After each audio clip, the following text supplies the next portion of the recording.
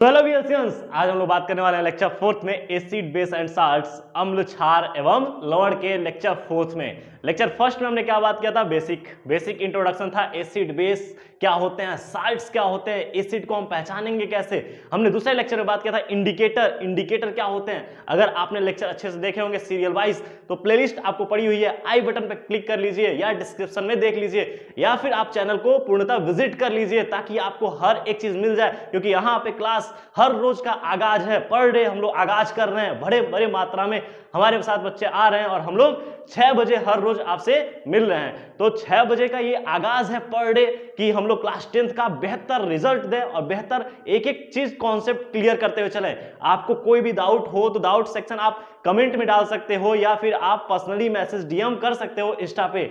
अगर कोई भी डाउट हो तो आपके यार मित्र जो भी हैं, जो अभी तक यहां तक नहीं पहुंचे, उनको आप ये विजिट या यहां का लिंक शेयर कर सकते हो कि ताकि वो यहां पे विजिट करें और एक अच्छी एजुकेशन को वो लुत्फ उठा पाए एजुकेशन का। अगर हम बात करें तो हम लोग क्या बात कर रहे थे? लेक्चर नंबर 4 में आज हमको बात करना है कि एसिड बेस साल्ट की केमिकल प्रॉपर्टीज। तो केमिकल प्रॉपर्टीज हम लोग बात किए थे कि एसिड बेस साल्ट की केमिकल प्रॉपर्टीज क्या है। तो साल्ट को तो पहले किनारे छोड़ते हैं, हमने बात किया था एसिड बेस की केमिकल प्रॉपर्टीज। तो केमिकल प्रॉपर्टीज में पहला हमने बात किया था कि मेटल के साथ रिएक्शन। आज हम लोग बात करने वाले हैं कि एसिड बेस की प्रॉपर्टीज को आगे बढ़ाते हुए, केमिकल प्रॉपर्टीज को आगे बढ़ाते हुए हमने कहा कि आओ एक और रिएक्शन लेते हैं। और रिएक्शन क्या है? बाइकार्बोनेट या कार्बोनेट। तो हम कहे कि कार्बोनेट के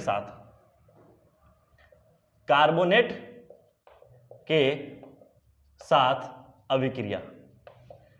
तो कार्बोनेट के साथ अभिक्रिया किसका किसका? अम्ल एवं क्षार का। तो अगर मैं यहां लिख दूं अम्ल और इधर लिख दूं क्षार, क्या कोई दिक्कत है इधर? तो अम्ल और क्षार। अगर हम बात करें कि कोई अम्ल ले लें और अम्ल बेहतरीन हम स्ट्रॉन्ग एसिड को ही लेके चलते हैं और कार्बोनेट के साथ रिएक्ट करा दें, जैसे Na2CO3 सोडियम कार्बोनेट, और सोडियम कार्बोनेट को जैसे ही लेकर रिएक्ट कराएंगे तो यहां से निकल के जाएगा NaCl और साथ में बनेगा CO2 और साथ में बन जाएगा वाटर H2O। कोई दिक्कत है यहां पे? अच्छा, देखा जाए कि क्या ये रिएक्शन बैलेंस है, क्या ये इक्वेशन बैलेंस है। अगर यहां पे बोला जाए तो ये स्ट्रॉन्ग एसिड हो गया और ये क्या हो गया? कार्बोनेट। क्या हो गया? कार्बोनेट्स। तो कार्बोनेट्स के साथ हम अगर रिएक्शन कराएं, कार्बोनेट के साथ रिएक्शन कराएं, तो कार्बोनेट के साथ जैसे ही रिएक्शन कराते हैं, अगर हम देखें कि उत्पाद में क्या मिलता है, तो साल्ट मिलता है, कार्बन डाइऑक्साइड मिलता है और वाटर मिलता है। तो मैं अगर कह सकता हूं तो कह दूं कि यहां पर कि यदि कोई भी एसिड का रिएक्शन अगर कार्बोनेट से कराया जाए, किससे? कार्बोनेट से, तो उत्पाद के रूप में हमें मिलेगा साल्ट प्लस कार्बन डाइऑक्साइड। क्या बोलते हैं बाबू? कार्बन डाइऑक्साइड, और साथ में मिल जाएगा वाटर। क्या मिल जाएगा? वाटर।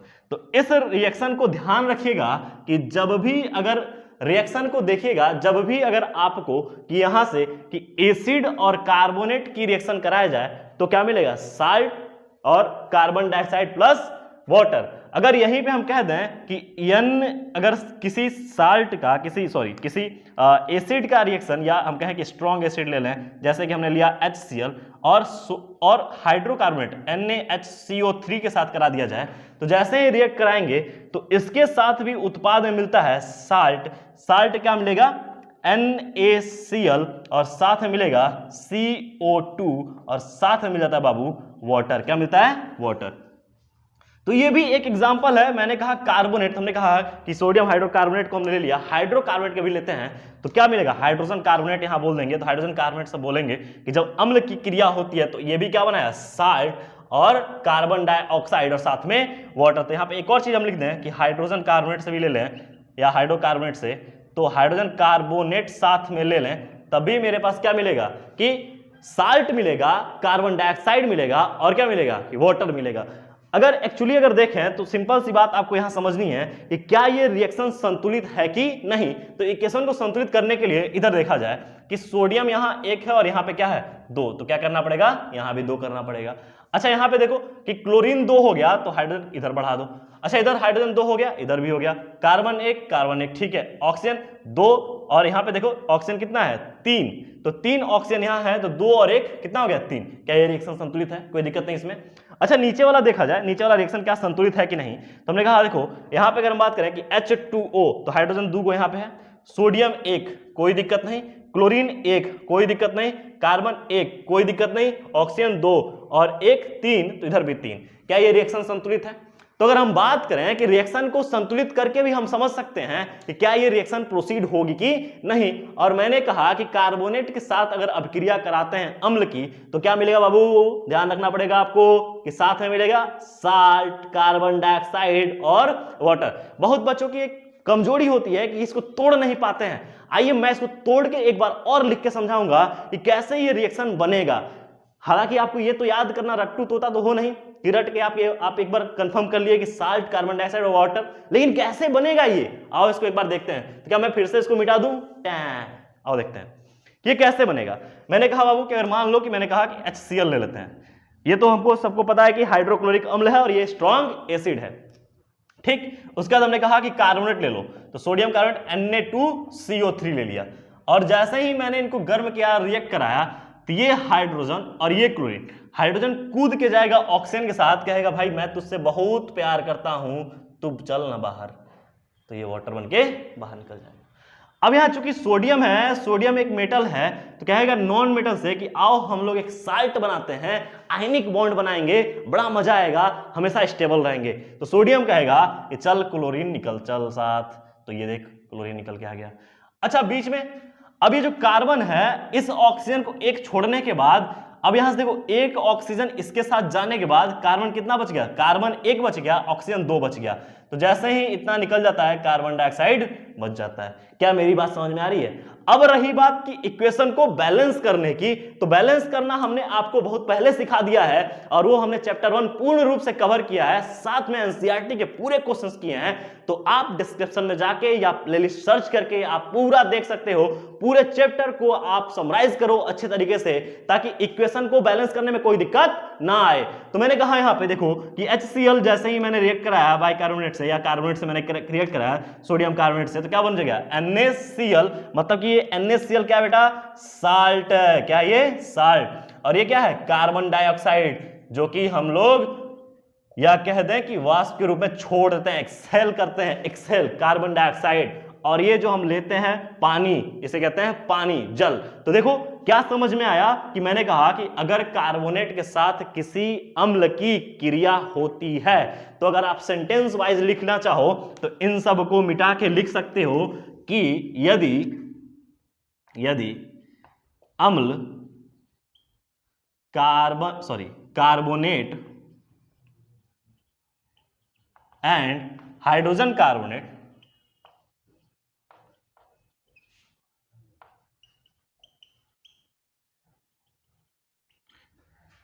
के साथ क्रिया करता है, तो उत्पाद के रूप में क्या क्या बनाता है बाबू, उत्पाद के रूप में salt plus CO2 plus water प्राप्त होता है। क्या कोई दिक्कत है यहां पे? तो जब भी आपको कोई दिक्कत हो, कहीं परेशानी हो कि अम्ल और कार्बोनेट या हाइड्रोजन कार्बोनेट की रिएक्ट कराने पे क्या मिलेगा, तो आपको चीजें याद रहनी चाहिए कि साल्ट मिलेगा, साल्ट हमेशा ध्यान रखना, कार्बन डाइऑक्साइड रखना और वाटर रखना, कोई दिक्कत नहीं है। तो ये तो रही अम्ल की बात। अगर हम लोग कहें कि क्षार की बात अगर हम करें, सर इतने में हो जाएगा, बिल्कुल हो जाएगा। तो क्षार पे यहां से उठा के इधर ला दिया जाए। तो क्षार की बारे में बात किया जाए, क्षार को इंग्लिश में क्या बोलते हैं, बेस।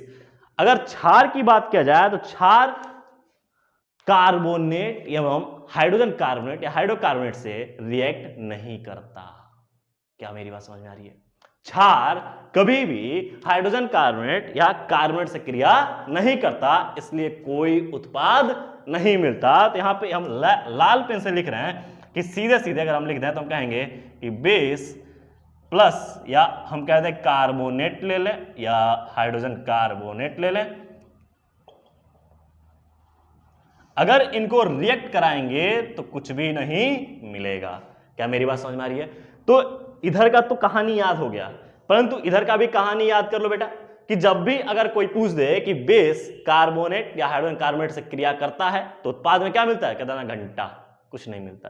क्या मिलता है, कुछ नहीं मिलता है। तो कोई इसमें चीजें स्पेसिफाई नहीं करनी है कि हमें कुछ नहीं मिलता है, ठीक है, कोई दिक्कत इसमें। चलिए, तो ये तो कहानी हो गई कार्बोनेट के साथ। अगर मैं कहूं कि अम्ल और क्षार की परस्पर क्रिया करा दिया जाए, तो अम्ल और क्षार की अगर परस्पर क्रिया कराई दी जाए तो क्या होगा। आइए अब उसको एक रिएक्शन देख लिया जाए, वो भी एक रिएक्शन महत्वपूर्ण रिएक्शन है। तो मैं इसको मिटा दूं और मिटाने के बाद अगर लिखूं तो देखो time time time time time time time time time, मिट गया। अगर मैं बात करूं तो अब मेरे पास क्या है रिएक्शन, एक अम्ल और क्षार की रिएक्शन में एक और रिएक्शन इन्वॉल्व है, या हम बोले कि एक और रिएक्शन आता है जिसका नाम क्या है, अम्ल और क्षार की परस्पर क्रिया। तो अगर हम बोल दे बाबू कि हम कहें कि अम्ल क्षार की परस्पर क्रिया।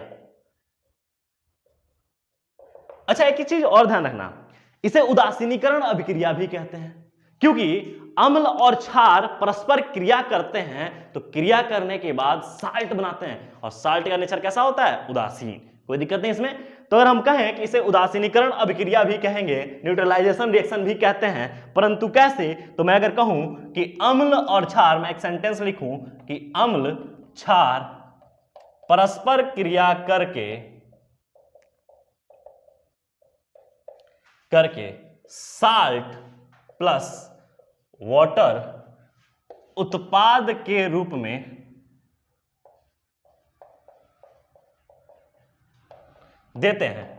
मतलब कि इतनी बात समझ में आ गई कि साल्ट भी न्यूट्रल, वाटर भी न्यूट्रल, मतलब कि क्या है, न्यूट्रलाइजेशन रिएक्शन है। मतलब कि अम्ल और क्षार की क्रिया कराएंगे तो क्या मिलेगा, साल्ट प्लस वाटर, क्योंकि यहां पे इसी रिएक्शन को बोलते हैं उदासीनीकरण अभिक्रिया। जो कि अगर मैं लिखूं तो मैं लिखने वाला हूं बाबू, ध्यान से देखना कि ये मैं लेने वाला हूं स्ट्रॉन्ग एसिड, और स्ट्रॉन्ग एसिड में कौन सा, HCl, और साथ में मैंने लेना है स्ट्रॉन्ग बेस, और वो स्ट्रॉन्ग बेस कैसा है, NaOH, जो कि मैंने आपको पढ़ाया है कि क्षार दो प्रकार के होते हैं, एक स्ट्रॉन्ग और दूसरा वीक। तो ये लेक्चर अगर आपको नहीं समझ में आएगा तो आप पहला लेक्चर देखिएगा जहां पे हम इंट्रोडक्शन आपको दिए हैं एसिड बेस एंड साल्ट्स, ठीक है।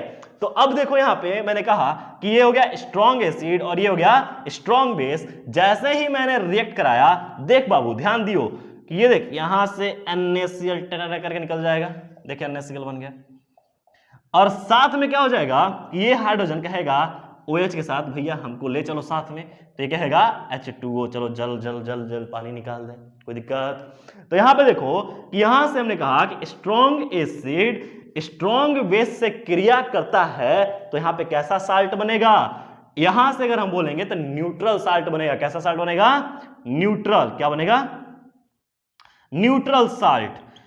अच्छा, अगर मैं यही कह दूं एक और बात कि ये तो बातें हमें समझ में आ गई कि अगर एसिड रिएक्ट करता है किससे बेटा, बेस से, तो क्या बनाएगा, साल्ट और साथ में वाटर। तो एक चीज तो यहां समझ में आ गई कि दोनों स्ट्रॉन्ग लेंगे तो क्या हो जाएगा, न्यूट्रल। परंतु क्या मैं वीक एंड वीक ले लूं तो क्या होगा।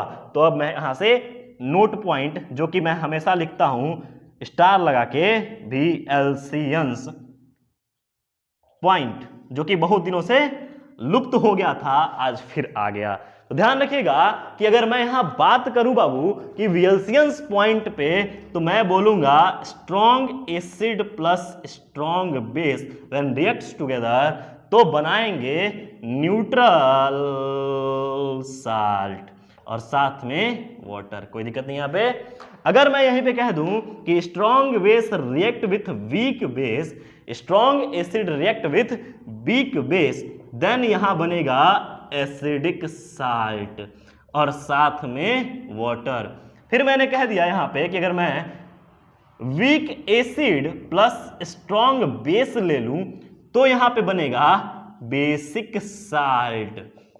इस बात को ध्यान रखना, ये बहुत इंपॉर्टेंट चीज है। अगर मैंने यहां पे कह दिया, फिर एक और लाइन यहां पे ऊपर लिख दूं, क्या नीचे नहीं दिखाई दे रहा होगा, weak acid plus weak base, दोनों रिएक्ट करेगा तो फिर से क्या बनेगा, न्यूट्रल साल्ट प्लस वाटर। ध्यान रखना बाबू कि अगर चार बातें हैं, चारों बातों को हमको याद रखना पड़ेगा कि व्हेन एसिड कैसा, वीक, और वीक के साथ रिएक्ट करेगा तो क्या बनेगा, न्यूट्रल। अगर strong acid strong base react करेगा तो क्या बनेगा, न्यूट्रल। परंतु स्ट्रॉन्ग एसिड देखें, हाँ कैरेक्टर स्ट्रॉन्ग है तो इसी का कैरेक्टर आएगा, तो साल्ट कैसा हो गया, एसिडिक। यहां देखो क्या है, स्ट्रॉन्ग बेस और कैरेक्टर इसका लो है तो इसका कैरेक्टर ज्यादा दिखेगा, तो मैंने बोला बेसिक साल्ट। क्या मेरी बात समझ में आ रही है?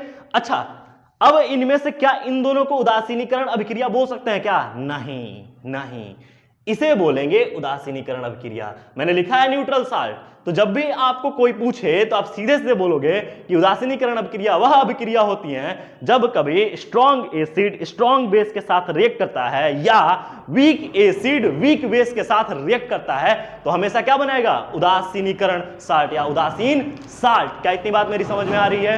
कोई दिक्कत इसमें? तो जब भी हमको अगर कोई पूछेगा कि अम्ल क्षार की परस्पर क्रिया से क्या बनता है, तो अम्ल और क्षार की परस्पर क्रिया से सदैव साल्ट प्लस वाटर बनता है। कोई दिक्कत इसमें? तो अगर हम बात करें कि दो रिएक्शंस आज हमने पढ़ा है और दोनों रिएक्शंस बहुत ही धमाकेदार रिएक्शंस हैं जो कि बोर्ड में हमेशा पूछे जाते हैं, और ये क्वेश्चंस हमेशा आपको याद रहने चाहिए। ये जनरल बातें हैं, कुछ लोग बोलचाल में पूछ लेते हैं आपके स्कूल में या कोचिंग में, आप कहीं जा रहे हो तो कोचिंग या किसी समुदाय अपने सहपाठी के साथ आप पढ़ रहे हो, तो ये जनरल क्वेश्चंस हैं कि उदासीनीकरण अभिक्रिया क्या होती हैं, फटाफट पूछी जाती हैं। तो इन बातों को ध्यान रखिएगा और मुस्कुराते रहिए और हमारे साथ पढ़ते रहिए। Thank you बेसियंस।